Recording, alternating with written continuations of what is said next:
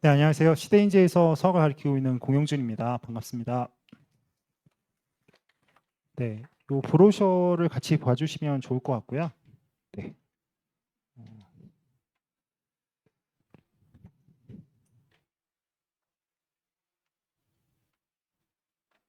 일단 그 뭐 고1 어미들이시니까 이제 어느 정도 1학기 중간고사 보시고 충격도 좀 받으셨을 거라고 생각을 하고, 그다음에 이제 뭐 어떤 식으로 이제 수학을 공부해야 된다 이런 것보다는 실제로 제가 운영하고 있는 정규반이 어떤 식으로 지금 돌아가고 있는지 이 부분을 보다 더 중점적으로 말씀드리고자 합니다. 일단 제가 가장 신경을 쓰는 부분은 결국 이 세 가지잖아요. 커리큘럼, 컨텐츠, 클리닉 어떻게 아이들하고 공부를 할 것이냐. 어떤 과정을 통해서 이제 아이들하고 공부를 하고 이제 할 거냐. 제가 아주 간단하게 말씀을 드리면요. 커리큘럼은요. 어차피 음, 선행이잖아요. 선행. 내신 때에는 무조건 100% 내신합니다. 학기 중에는 그냥 100%다 내신이라고 생각하시면 돼요. 되게 심플합니다. 학기 중에는 100%다 내신한다. 그 다음에 그러면 과정, 방학 때라든지 이런 때 어떻게 커리큘럼을 짤 것이냐.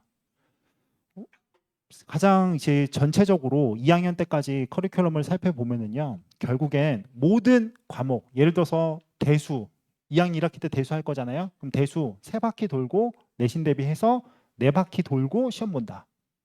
라고 이렇게 생각하시면 될 것 같아요. 가장 표준적인 겁니다. 미적 원 시험 봐야 되잖아요. 그러면 미적 원도 어차피 아이들 2학년 2학기 때 시험 보기 전까지 4바퀴 돌고 시험 본다.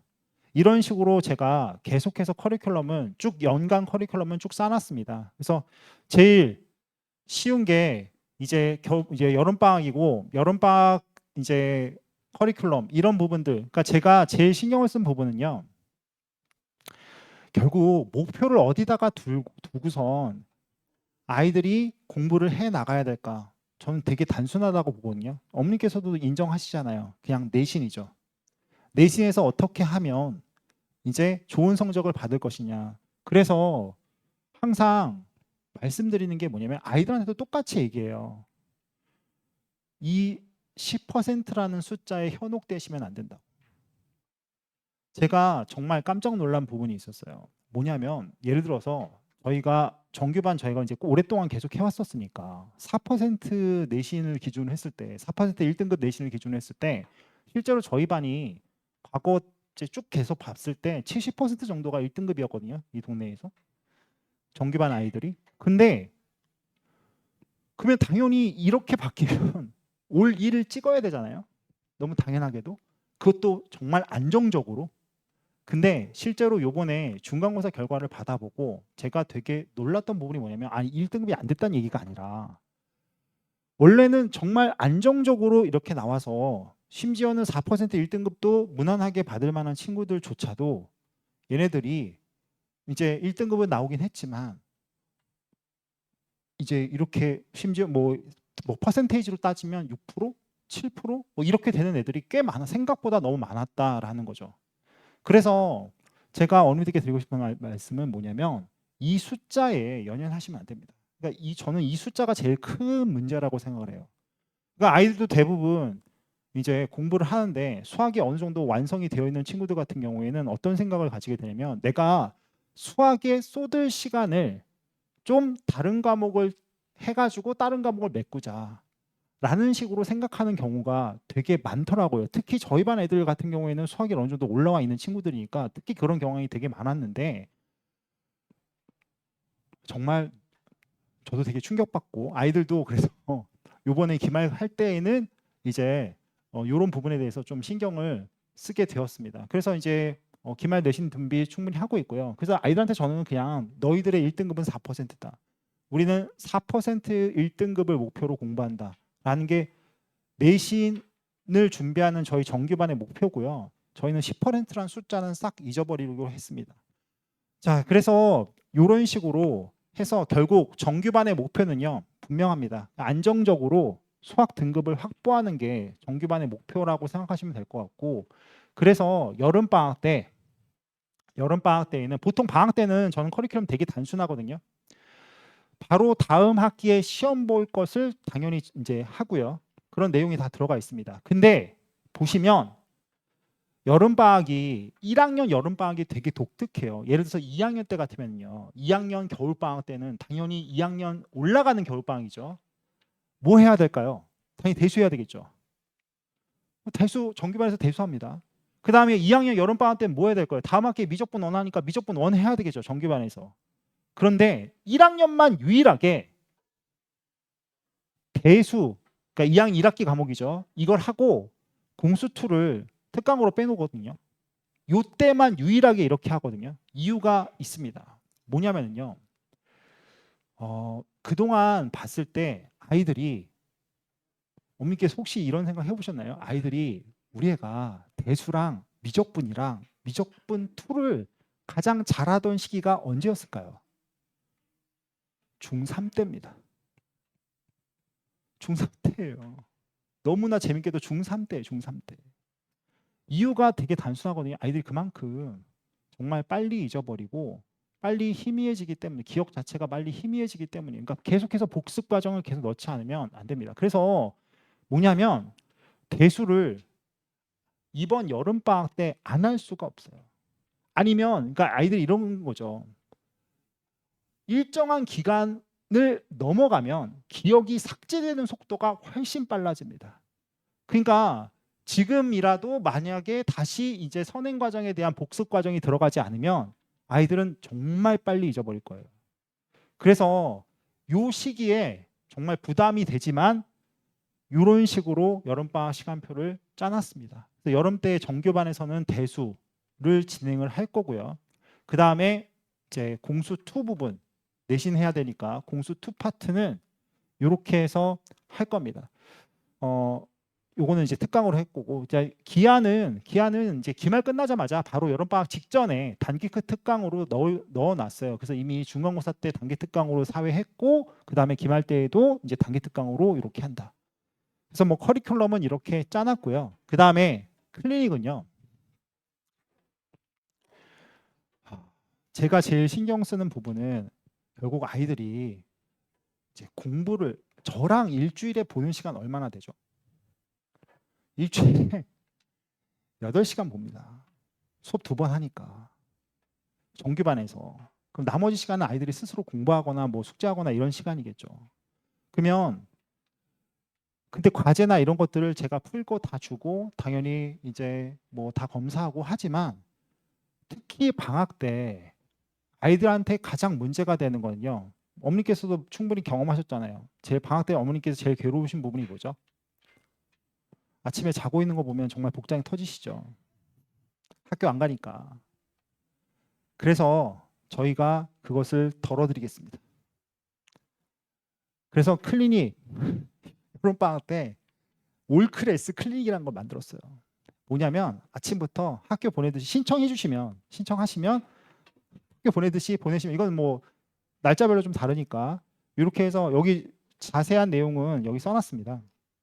영어방학 클리닉 해가지고 올 클래스 실제 학교 선생님이셨던 분 모셔가지고 시험 본 거 내용에 따라서 뭐 이제 어느 정도 해제 강의도 하실 거고 그다음에 이렇게 해서 신청하신 내용에 따라서 아이들이 교시제로 진짜 말 그대로 학교에서 1교시, 2교시 하듯이 그렇게 교시제로 할 수 있게 이렇게 짜놨어요. 그래서 아이들이 이제 실제로 그냥 단순하게 조교들이 질문받고 하는 이런 클리닉이 아니라 말 그대로 생활까지 관리하겠다라는 목표로 만들어진 거니까 좀 보시면 될 것 같고 그 다음에 뭐 결국엔 수업을 듣고 나서 이런 성취도 테스트를 통해서 아이들이 얼마나 공부를 했는지 성취도잖아요. 근데 저는 솔직히 이렇게 생각합니다.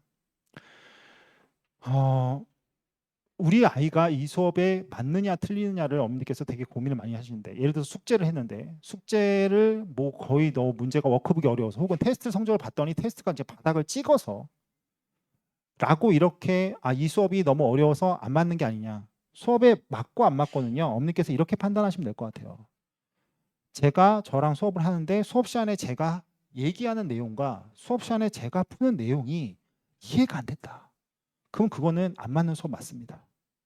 근데 시험과 워크북은요, 좀 얘기가 다릅니다.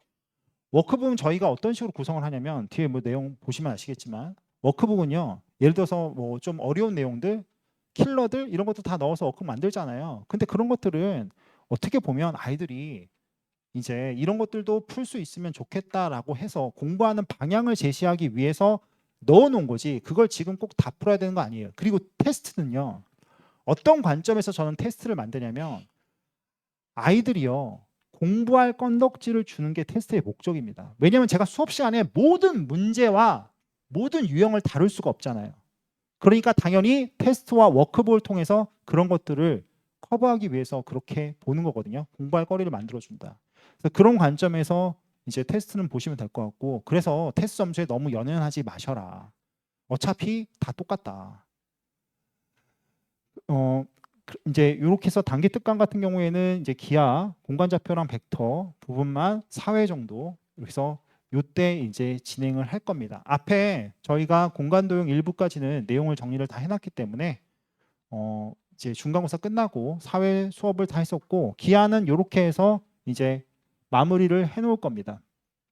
시험 끝나는 시험이 보통 휘문 기준으로 해서 신문이 제일 늦게 끝나는데 8일, 9일 뭐 이때쯤 시험이 끝납니다. 그래서 10일부터 시작해가지고 쭉 여름방학 전에 이제 다른 학원 시간표 개강하기 전까지 목금 토일 이렇게 해가지고 이제 이렇게 해서 기하를 한번 4회에 걸쳐서 뒷부분을 본다고 생각하시면 될 것 같고, 여름방학은요 공수2 심화 제가 정말 고민을 많이 했어요.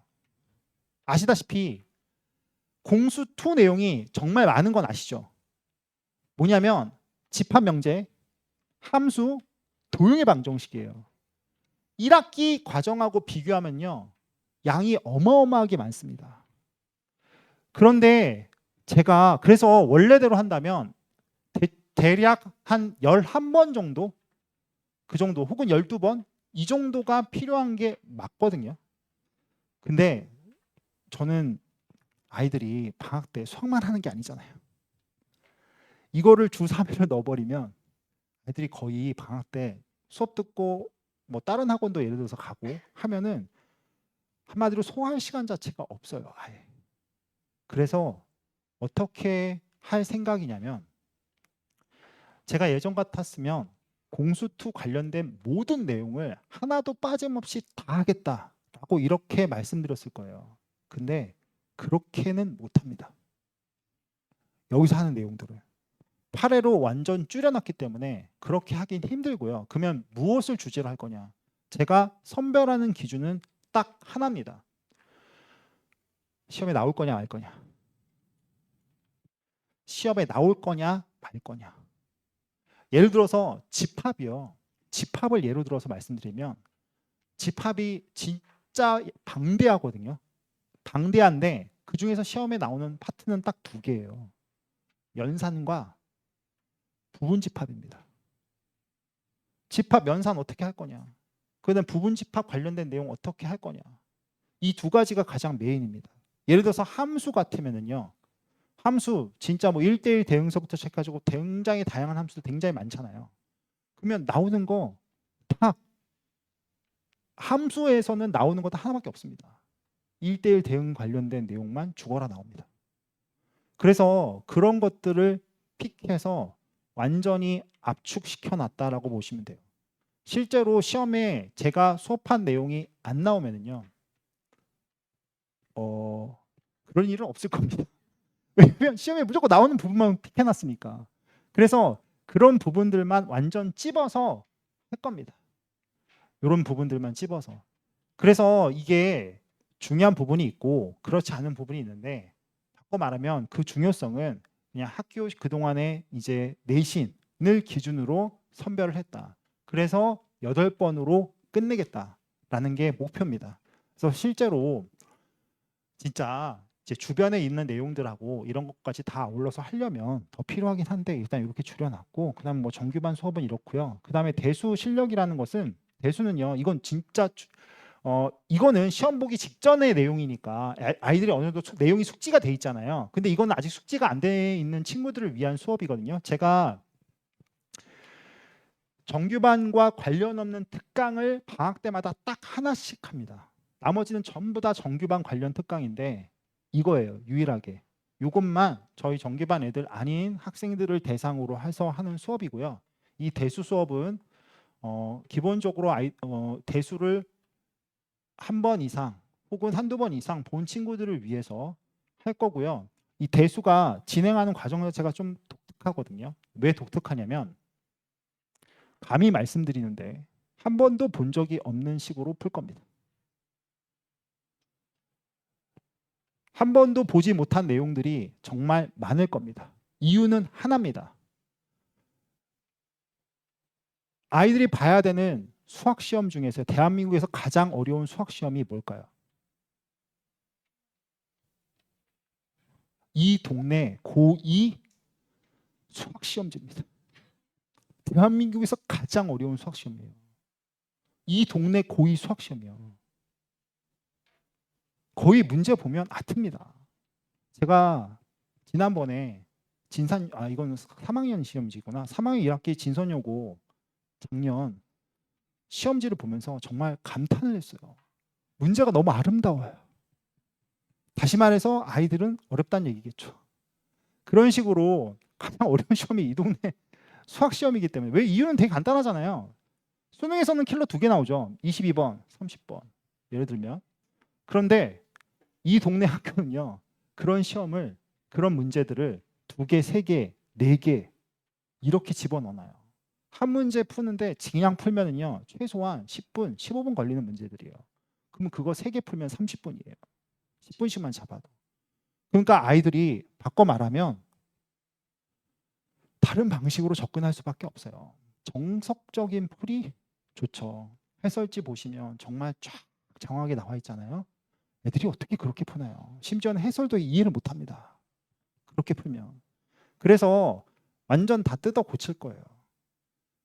보는 관점을 완전 다 바꿔줄 겁니다. 예를 들면 수열 같은 부분은 수열은 제가 해석하는 방법 훨씬 더 좋은 거, 애들한테 정말 필요한 포인트로 이 문제의 포인트를 접근하는 방법을 다시 다 뜯어 고쳐서 풀 수 있게 만들어 주는 게 수업의 목적이라고 생각하시면 될 것 같아요. 그래서 이런 식으로 이제 수업을 할 거고, 그 다음에 뭐 이제 공수2는 수업의 이제 목적 내용을 어떻게 할 거냐. 공수2는 당연히 기출문항 위주겠죠. 다음 학기 시험 봐야 되니까. 그 다음에 아까 말씀드렸던 것처럼 문제가 이제 킬러들이 그렇게 포함되어 있기 때문에 쇼컷 아이들한테 최적화된 풀이를 제공한다가 목적이 될 겁니다.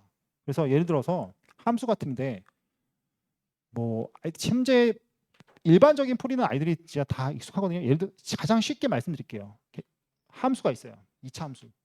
그러니까 무리함수. 예를 들어서 무리함수가 있다고 치면 아주 간단하게 말하면 무리함수가 이렇게 있었을 때 여기에 이렇게 접하는 무리함수에 이렇게 2학기 시험범위입니다. 이런 직선을 찾아야 될 때 많은 애들이 어떻게 할 거냐면요. 이 직선하고 이거랑 연립해서 풀어서 아이들한테 물어보셔도 됩니다. 연립해서 풀어서 판별식을 써서 중근 가진다. 그럼 뭐 0이다. 이렇게 풀 거거든요. 판별식을 쓰면 2차식 나와요. 그래서 그거 2차 방정식 풀어가지고 이렇게 계산해야 돼요. 예를 들면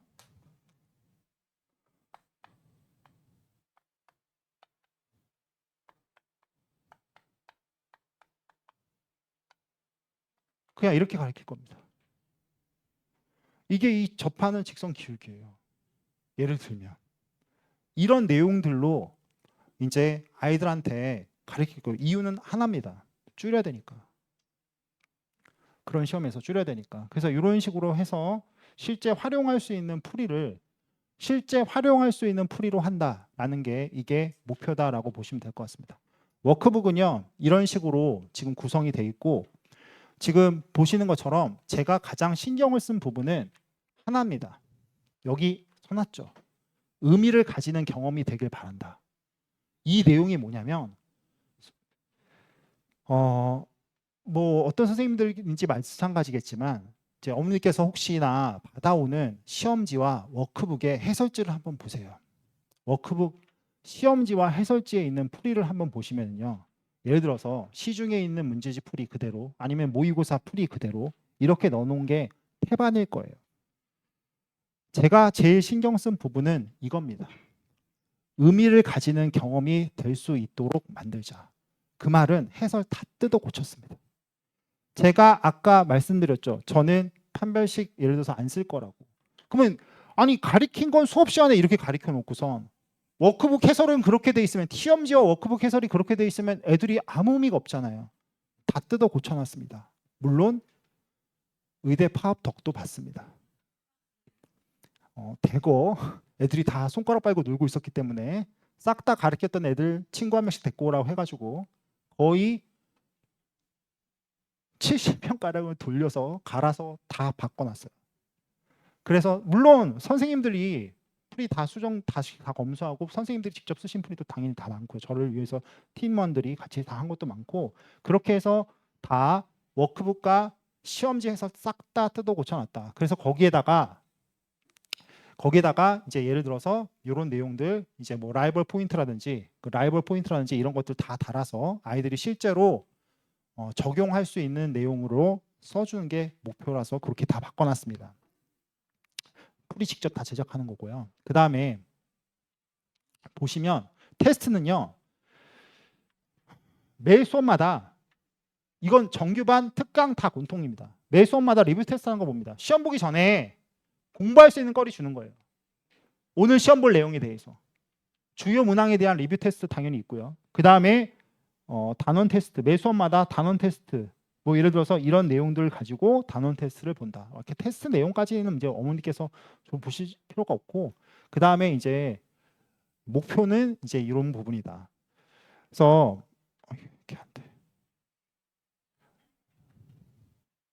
그 다음에 좀 이제 신경 쓰는 부분이 뭐냐면 대수에서 제가 또 하나만 말씀드리면 주간지라는 게 나올 거예요. 다른 선생님들하고 좀 다른 특이점만 좀 말씀드립니다. 주간지는 뭐냐면 매주 시험이 4주 동안 그러니까 4주 동안 진행이 될 거잖아요.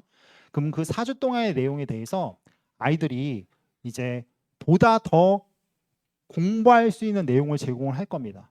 예를 들어서 뭐 쉽게 말씀드리면 등차 수열이 가지는 기하학적인 의미라든지 뭐 이런 부분에 대해서 아이들이 나중에 가지고 있다가 나중에 봐도 될 수 있는 그런 주간지 일종의 잡지 같은 내용을 아이들한테 수학적인 내용을 적어서 제공을 해줄 겁니다. 그래서 풀고 공부할 수 있게 이런 주간지가 따라갈 거고요.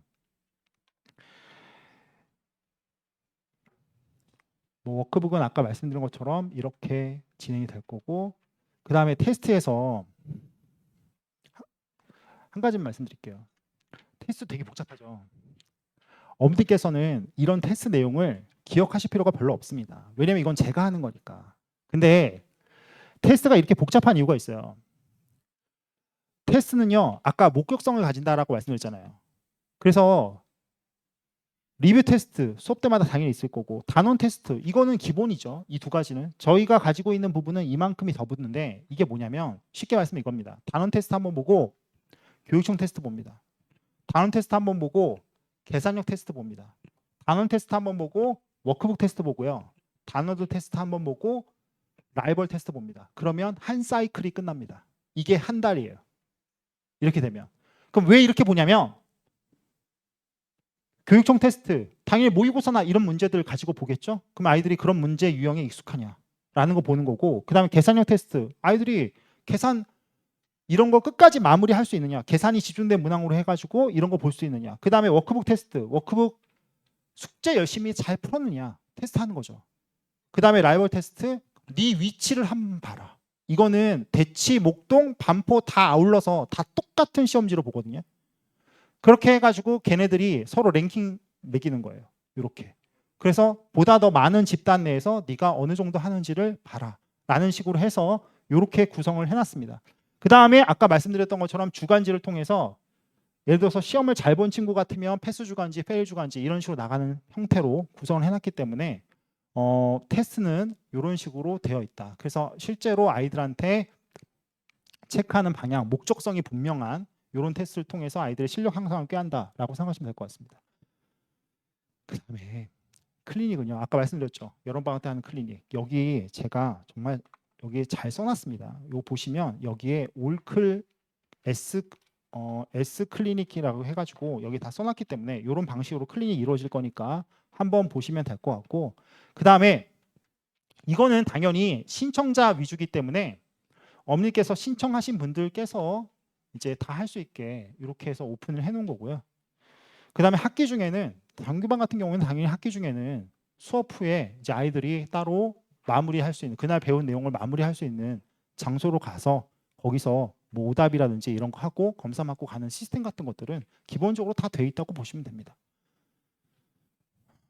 그 다음에 프리라이벌 같은 것들은 이거는 이제 어머니께서 나중에 여기 보시고 하시면 될 것 같고요. 그 다음에 솔직히 말씀드려서요, 제가 제일 신경 쓰는 부분은 이거예요. 여기 보시면 저희 관리 시스템 중에서 핵심은 올클입니다. 올클. 그냥 어머니께서 이거 하나만 보시면 돼요. 다른 거는 저희가 알아서 할 거니까 이거 하나만 보시면 됩니다. 방학 때 하는 친구들도 다 똑같이 구성이 되어 있습니다. 올클. 올클 시스템이 뭐냐면요, 아까 보셨던 것처럼 저희가 주는 뭐 주간지, 뭐 예를 들어서 뭐 이런 거 나가는 거, 그리고 뭐 아이들 시험 보면 당연히 성적표 나올 것이고, 아니면 오답노트 나오면 오답노트 나오겠죠. 그러니까 이렇게 하다 보니까 제일 문제가 뭐냐면 이런 경우를 생각해 보세요. 어떤 애가 수업을 5회차 수업을 들었는데 얘가 4회차에 결석했어요. 그럼 5회차 때는 4회차 수업에 대한 워크북에 대한 검사를 하고 막 할 거잖아요. 그럼 얘는 4회차 결석했다면서 아무것도 안 합니다. 결석했으니까 낼 게 없잖아요. 그러면 저는 뭐 하냐면 저는 추적합니다. 너 4회차 왜 안 내? 그 다음에 왔는데 6회차 때도 안 냈으면 너 4회차 왜 안 내? 강제 소환. 그래서 이게 말 그대로 추적하는 거라고. 왜냐면 저도 이렇게 할 수밖에 없는 게 아이들이 숙제 검사를 해요. 어머니께서 다 보내드려요. 이건 누구나 다 하는 거예요. 근데 문제는 안 했는데 그거를 끝까지 하게 만들 거냐, 만들 수 있느냐라는 문제가 남거든요. 그래서 예를 들어서 특강이면 저희가 12일 수업하잖아요. 그러면 이렇게 될 거예요. 1회차 뭐 빵꾸 난 게 있겠죠. 얘 오답 3회차에 오답 안 냈어. 3회차에 워크북 안 냈어. 뭐 6회차에 주간지 안 냈어. 이런 내용들이 한마디로 모두가 다 총망라되어 있고 클릭하면 성적표 다 나오고 이런 시트가 개별로 다 주어질 겁니다. 그러니까 어머니께서는 다른 거 신경 쓰지 마시고 이거 보시면 돼요. 그래서 보시고 구멍이 얼마나 뚫려 있는지 보시면 돼요. 왜냐면 저희가 다 체크해 놓을 거니까 이런 항목들을. 저도 그거 봅니다. 그래서 얘가 이거를 얼마나 수행했는지, 이 과제를 얼마나 수행했는지 전체적인 보고, 그 다음에 당연히 다 하게 되면 마지막으로 보상을 줍니다. 보상을. 저는 책찍은 별로 잘 안 주는 편이고 보상을 주로 주는데, 예를 들어서 아까 말씀드렸던 것처럼 뭐 스터디 카페 이용권이라든지 이런 걸 통해서 아이들이 이런 거를 완성했을 때 이제 할 수 있게 그렇게 이제 보상 시스템을 다 만들어놨다고 보시면 됩니다. 그 다음에 나머지 뭐 이제 것들은 비슷하실 것 같고, 이건 저희 정규반 실제 실적인데요. 정규반에서 보통 이제 공부하는 친구들이 이 정도 돼요. 그러니까 매년. 근데 나머지 제가 잘 안 적었는데 나머지 아이들은요 별로 의미가 없는 게, 왜냐면 걔네들 어차피 다 반수합니다. 재수하거나. 그래서 메이저 의대만 매년 7에서 8명 정도 무조건 간다 라고 보시면 될 것 같고, 실제로 다 저랑 이제 오랫동안 같이 공부한 친구들이고, 대부분 저한테 수업을 들었던 애가 간 거는 여기 적지도 않아요. 걔네들 그냥 끝까지 같이 한 친구들만 거의 다 적기 때문에 보시면 될 것 같고, 그 다음에 뭐 중간고사야 기말고사 끝나고 성적 나와봐야 아는 거고, 이 숫자 혹시나 오해하실까 봐 다시 말씀드리는데 이건 4% 기준입니다. 이건 4% 기준이고 10% 기준으로 하면 거의 벗어나는 애들이 아예 없다고 보시면 돼요. 그래서 목표는 되게 단순합니다. 저는요 예전에는요 제가 강사를 처음에 시작해서 아이들하고 공부를 막 할 때는요 아이들이 수학을 잘하게 해주는 게 목표였어요. 근데 공부를 아이들하고 같이 이동해서 거의 제가 17년, 18년, 20년 가까이를 이렇게 하다 보니까 저도 느낀 게 뭐냐면, 애들이 수학을 공부하는데 예를 들어서 개념을 배우고 정리를 배우고 문제를 풀고 그 문제를 응용해서 무언가 새로운 문제까지 풀어내는 사람들을 뭐라고 부르죠? 수학자입니다. 저도 수학자가 아니고 아이들도 수학자가 아니에요. 그럼 아이들이 공부를 어떻게 할까요? 수학 문제를 어떻게 푸는 걸까요? 그러면 물론 수학을 안 가르치는 게 아니라 수학을 가르치는데 접근하는 방식과 무게 중심이 다른 거예요. 얘네들은요. 수단으로서의 수학을 공부하는 거예요. 어떤 목적이 있고 순수하게 수학을 공부하는 친구들이 아니고. 그럼 이 친구들한테 진짜 필요한 거는 뭐냐면 반복과 그 다음에 임팩트입니다. 기억을 시켜줘야 돼요. 수학을. 그래서 제가 말씀드렸던 것처럼 아까 그렇게 그런 풀이랑 그런 쇼커풀이랑 이런 것들을 아이들한테 주는 이유가 가장 임팩트가 강렬하기 때문이에요. 왜냐하면 제가 기존에 본인이 풀던 방식대로 풀잖아요. 그럼 똑같아요. 근데 저는 아이들한테 주고 싶은 게 뭐냐면 그런 임팩트를 통해서 아이들이 이것을 기억하길 바래요. 기억은 자극이기 때문에. 그래서 끊임없이 그런 내용들과 그런 것들을 아이들한테 계속 자극을 주려고 노력을 할 거고, 그러니까 저도 계속 이런 시스템을 통해서 계속 컨텐츠나 이런 걸 통해서 계속 아이들한테 그런 부분을 어필을 하는 거고, 계속 그런 부분을 공부를 하는 거고, 실제로 그런 내용들이 당연하게도 실전에서 쓰일 수 있는 거고 쓸 수 있게 만드는 거고, 이게 목표라고 보시면 됩니다. 그래서 정규반은 내신이 목표다. 그리고 그게 완성됐을 때 그 다음 단계로 나아간다. 2학년 내신 잘하잖아요. 수능은 그냥 따라오는 겁니다. 저희 반 애들이요 2학년 마칠 때 수능 똑같이 보거든요. 수능날 그냥 거의 다 1등급이에요. 틀려봤자 다 맞거나 두 개 틀린 애도 별로 없습니다. 다 그렇게 됩니다. 그래서 수능은 그냥 따라가는 거고 나중에 결국엔 논술이나 이런 것까지 자연스럽게 이어지도록 만드는 게 정반의 목표다. 오늘은 여기까지 말씀드리고 나머지 이제 소장님과 입시에 대해서 많은 정보 얻어가시기 바랍니다. 감사합니다.